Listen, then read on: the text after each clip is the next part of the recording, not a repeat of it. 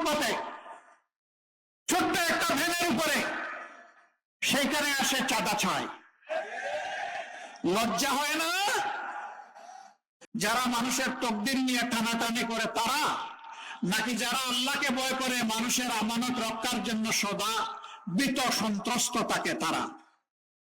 যারা আল্লাহকে ভয় করে তারাই করবে ইনশাআল্লাহ।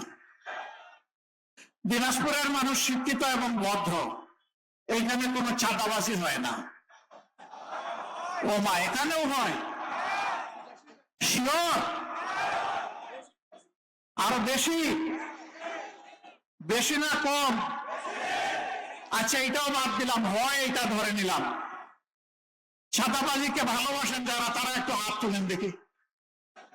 চাঁদাবাজের বন্ধু হতে যারা রাজি, তারা একটু হাত তুলেন।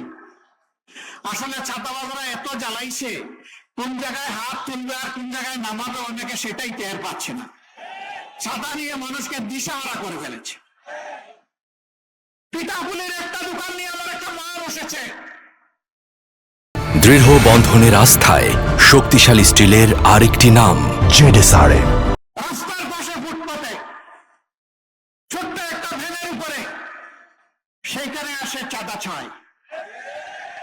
লজ্জা হয় না? এই মাকে আমার দেশ এখনো সম্মানিত করতে পারেনি। পেটের কুতার জ্বালায় কুদা নিবারণ করতে নিজের ঘরে হাতের তৈরি জিনিসগুলো নিয়ে এখানে এসেছে বাচ্চাদের মুখে একটু খাবার তুলে দেবে। তুমি এসে ডাকাতের মতো সেখানে অংশ বসাও। লজ্জিত আমরা, লজ্জিত বাংলাদেশ। এই লজ্জার হাত থেকে বাংলাদেশকে আমরা উদ্ধার করতে চাই। ইনশাআল্লাহ আমরা পারবো, কারণ আমরা ঘোষণা করেছি চাঁদা আমরা নেই না এবং কোন চাঁদাবাজকে আমরা চাঁদা নিতে দেব না। যারা নেয় না তারা এই কথা বলতে পারবে, যারা নেয় তারা এই কথা বলার কোন সাহস রাখে না। আমরা বলেছি সব ধরনের দুর্নীতি বন্ধ হবে।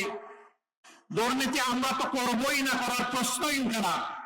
এই সোনার বাংলাদেশে আর কাউকে দুর্নীতি করতে দেওয়া হবে না। মুশকিলে পড়েছে এখন দুর্নীতিবাজ আর চাঁদাবাজরা।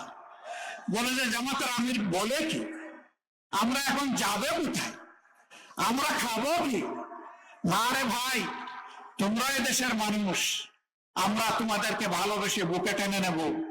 আমাদের মতো তোমরাও পরিশ্রম করে সম্মানের সাথে উপার্জন করে সম্মানের সাথে এই দেশে এদেশের গর্বিত নাগরিক হিসাবে তোমরাও বসবাস করবে ইনশাআল্লাহ।